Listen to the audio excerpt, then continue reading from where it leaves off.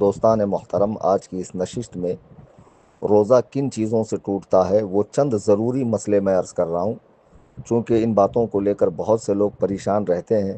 روزہ باقی ہے یا ٹوٹ گیا، پھر ان کا رابطہ کسی صحیح عالم سے ہو نہیں پاتا، دینی کتابوں کا مطالعہ ہوتا نہیں ہے، اس سے وہ زیادہ کنفیوژن کا شکار ہوتے ہیں۔ سب سے پہلے یہ سمجھ لیں کہ قرآن کریم کی روشنی میں رمضان کریم کا روزہ ہر مسلمان مرد و عورت عاقل و بالغ پر فرض ہے، اور جو اس ماہ کریم کے روزے کی فرضیت کا انکار کرے وہ کافر ہے، اور جو جان بوجھ کر چھوڑ دے۔ حدیث پاک کا مفہوم ہے، اللہ کے نبی فرماتے ہیں جو رمضان کے ایک دن کا روزہ بغیر کسی سخت مجبوری یا مرض کے چھوڑ دے، اگرچہ پھر زندگی بھر وہ روزہ رکھتا رہے، وہ قضا تو اس کی ہو جائیں گی، لیکن جو لطف، جو ثواب، جو اجر اور جو لذت رمضان کے مہینے کی ہے وہ اسے حاصل نہیں ہوں گی۔ اس کے پہلے ہم نے روزہ کن چیزوں سے نہیں ٹوٹتا ہے اس پر چند مسئلے وائس میں نے عرض کیے تھے۔ آج کن چیزوں سے روزہ ٹوٹتا ہے وہ میں عرض کر رہا ہوں۔ سب سے پہلے یہ بات ذہن میں رکھیں کہ روزے دار کے معدے میں، یعنی پیٹ کے اندر جو معدہ ہوتا ہے وہاں تک یا دماغ تک کوئی چیز منفذ کے ذریعے پہنچی، منفذ کہتے ہیں منہ کو، ناک کے دو نتنوں کو، کان کے دو سوراخوں کو اور مرد کے پچھلے مقام کو، تو روزہ ٹوٹ جائے گا۔ اور جو چیز مسام کے ذریعے باڈی میں پہنچی اس سے روزہ نہیں ٹوٹے گا۔ مسام کہتے ہیں ہمارے بدن پہ جو روئیں ہوتے ہیں ان میں روؤں کے نیچے باریک باریک سوراخ ہوتے ہیں۔ جب آپ غسل کرتے ہیں، سوئمنگ کرتے ہیں تو کچھ پانی جو ہے باڈی میں جاتا ہے، لیکن وہ آپ کے معدے یا دماغ تک نہیں پہنچتا ہے۔ اسی طرح آپ آنکھ میں دوا ڈالتے ہیں تو حلق میں مزہ محسوس ہوتا ہے، لیکن وہ مسام ہے، وہ معدے تک یا دماغ تک نہیں جاتا ہے، اس لیے آپ کا روزہ نہیں ٹوٹتا ہے۔ اس بات کو اچھی طرح آپ حضرات ذہن میں رکھ لیں۔ مسام کے ذریعے جو چیز باڈی میں پہنچیں گی اس سے روزہ نہیں ٹوٹے گا۔ اسی لیے علماء نے فرمایا کہ کوئی نس میں انجیکشن لگائے یا گوشت میں لگائے اس کا روزہ نہیں ٹوٹے گا، چونکہ وہ معدے تک یا دماغ تک نہیں پہنچتا ہے۔ جیسے کسی نے ناف پر دوا ڈالی، بہت سے لوگ ناف درد میں دوا ڈالتے ہیں تو اس سے روزہ نہیں ٹوٹتا ہے، چونکہ وہ معدے میں نہیں پہنچتی ہے۔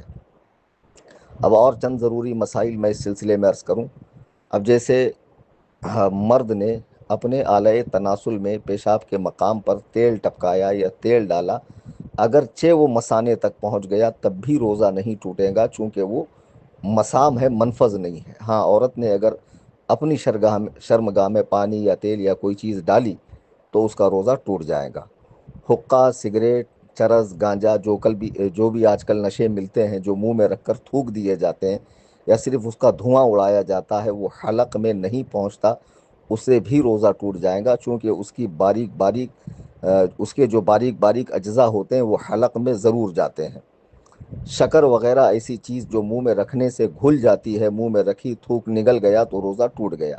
یہاں ایک مسئلہ یہ ذہن میں رکھیے کہ آپ مارکیٹ میں ہیں، روزے کی حالت میں ہے، کوئی چیز خریدنی ہے اور آپ کو یہ پتہ چلے کہ میں خرید لوں، کھانے کی چیز ہے، بعد میں یہ پھیکی نکل جائے یا اس کا ذائقہ نہ ہو، نقصان ہوگا، تو ایسی صورت میں چکھنے کی اجازت ہے۔ چکھنے کا معنی یہ ہے کہ زبان پہ رکھا، مزہ معلوم ہوا، فوراً تھوک دیا، اس کا کوئی بھی باریک سا حصہ پیٹ میں نہیں جانا چاہیے۔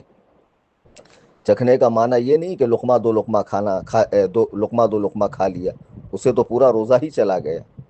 اسی طرح جو عورت دودھ پلاتی ہے اور اس کا بچہ کھانا بھی کھاتا ہو، کھانا نہ کھائے گا تو کمزور ہو جائے گا، اور وہ روٹی چبا نہیں سکتا ہے، تو عورت اپنے منہ میں روٹی چبا کے بچے کو دے سکتی ہے، لیکن یہ احتیاط رہے کہ اس کا کوئی جز حلق میں نہیں جانا چاہیے، تو ایسا کرنے سے عورت کا روزہ نہیں ٹوٹے گا۔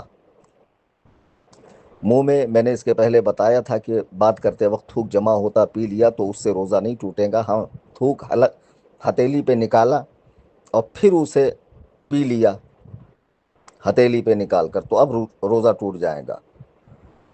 اور خون حلق سے نیچے اترا، دانت سے مسوڑوں سے خون نکل کر حلق کے نیچے پہنچا، خون تھوک سے زیادہ تھا یا برابر تھا یا کم تھا مگر اس کا مزہ حلق میں محسوس ہوا تو ان سب صورتوں میں روزہ ٹوٹ گیا۔ اگر کم تھا اور مزہ بھی نہیں محسوس ہوا تو روزہ نہیں ٹوٹے گا۔ روزے میں دانت اکھڑوایا اور خون نکل کر حلق سے نیچے اترا تو بھی اس کا روزہ ٹوٹ جائے گا۔ روزہ ٹوٹنے میں دو باتیں ہوتی ہیں، ایک مرتبہ تو صرف روزے کے بدلے روزہ ہی رکھنا ہے، اور ایک مرتبہ روزے کے بدلے آپ کو 60 کفارے کے روزے رکھنے ہیں۔ اس لیے رمضان کا روزہ خدا را معمولی باتوں پر مت چھوڑیے۔ کیا حماقت ہے کہ ہمارے یہاں اچھا ہٹا کٹا بچہ، ذرا سا بخار نہیں آیا، ذرا سی طبیعت خراب نہیں ہوئی کہ روزہ مت رکھ بیٹا، یعنی بیمار کی بھلائی اس میں سمجھی جاتی ہے کہ اسے روزہ نہ رکھنے دیا جائے، جبکہ روزے سے صحت حاصل ہوتی ہے، شفا حاصل ہوتی ہے۔ مسلمان کو اللہ اور رسول کی باتوں پہ اتنا تو اعتماد رکھنا چاہیے۔ ڈاکٹر کے کہنے سے کھانے میں پرہیز کرتے ہو، پینے میں پرہیز کرتے ہو، اور اللہ اور رسول کی باتیں سن کر تمہیں اللہ اور رسول کی باتیں معلوم کر کے تم عمل نہیں کر سکتے، خدا و رسول کی باتوں پہ اتنا بھی بھروسہ نہیں ہے۔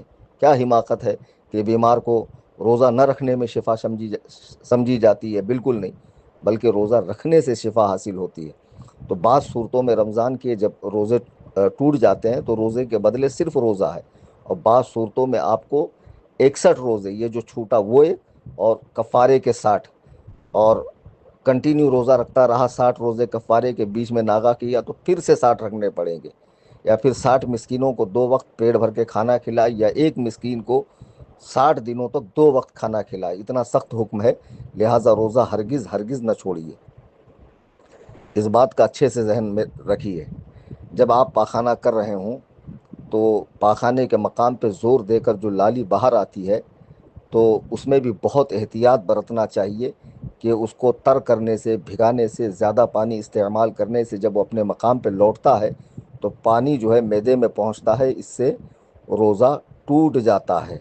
اس بات کو اچھے سے آپ حضرات ذہن میں رکھیں۔ اور کلی کرتے وقت وضو میں یا غسل میں اگر مبالغے کے ساتھ کیا، یہاں تک کہ دماغ پہ پانی چڑھ گیا، تو روزہ ٹوٹ جائے گا۔ اس بات کو اچھے سے ذہن میں رکھ لیں۔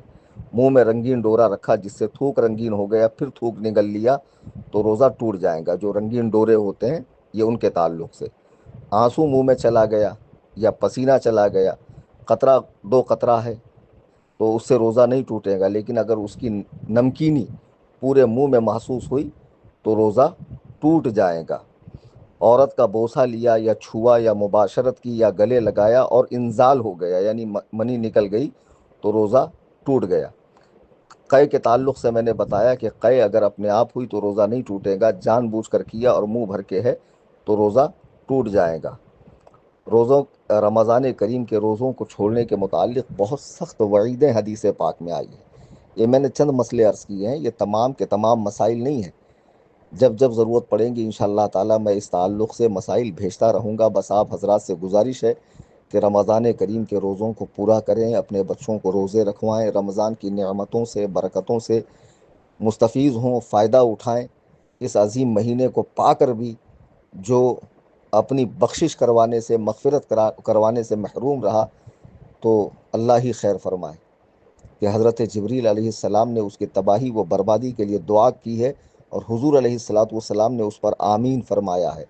جب یہ مقدس مہینہ اللہ کا مہمان بن کر ہمارے بیچ تشریف لایا ہے تو خدا را اس کے رحمت کے دریا میں غوطہ لگائیے، نہائیے، اور اپنے گناہوں سے پاکی حاصل کیجیے، اور عزم مصمم کیجیے کہ جس طرح رمضان کریم میں نے اللہ کو راضی کیا ہے عبادتوں کے ذریعے، یہ معمول میرا سال بھر رہے گا۔ چینل سے جڑے رہیے، دوست احباب کو جوڑیے، ضروری اور اہم مسائل میں وقتاً فوقتاً بھیجتا رہوں گا۔ اور میری گزارش ہے کہ تنظیم سنی جمعیت الاحناف جو 11 سال کے عرصے سے ممبئی میں دین و سنیت کی خدمت میں لگی ہوئی ہے، اس تنظیم کی رمضان کریم میں آپ زکوٰۃ سے، صدقات سے، فطرے سے، فدیے سے و دیگر عطیات سے مدد کریں، تاکہ آپ کی مالی مدد سے ہم دینی کام کو بڑے پیمانے پر کر سکیں، ہماری خانقاہ کھل جائے، ادارہ کھل جائے، اور مسلک اعلیٰ حضرت کا کام بڑے پیمانے پہ ہو۔ اللہ تعالی ہم سب کو نیکیوں کی توفیق عطا فرمائے۔